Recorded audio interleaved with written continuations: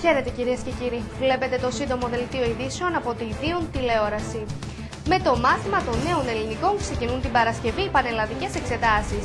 Οι υποψήφοι διεκδικούν την εισαγωγή τους στις 88.262 θέσεις σε ΑΕΗ και ΤΕΗ.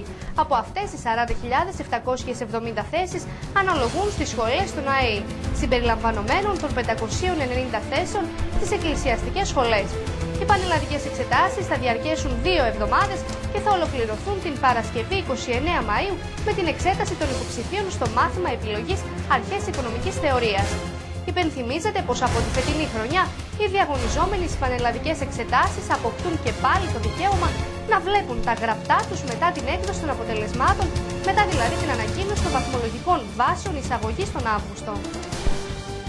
Ξεκινά αύριο Παρασκευή 15 Μαΐου το τριήμερο Διεθνές Επιχειρηματικό Φόρουμ με θέμα τις παγκόσμιες αγορές αγροτικών προϊόντων και τροφίμων.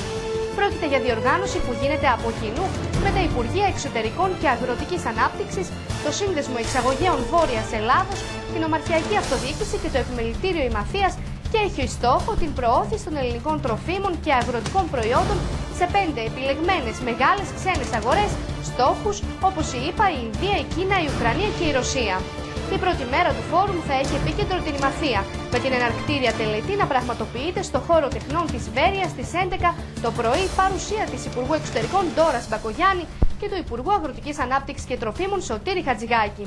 Θα έχει προηγηθεί επίσκεψη των επισήμων προσκεκλημένων και των επιχειρηματικών αποστολών στη Βεργίνα.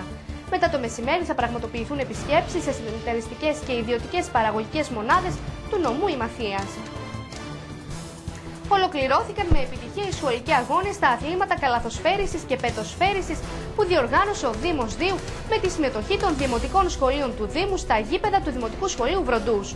Στο άθλημα της καλαθοσφαίρισης συμμετείχαν οι ομάδες αγοριών των Δημοτικών Σχολείων Βροντούς, Νέας Εφέσου και Δίου.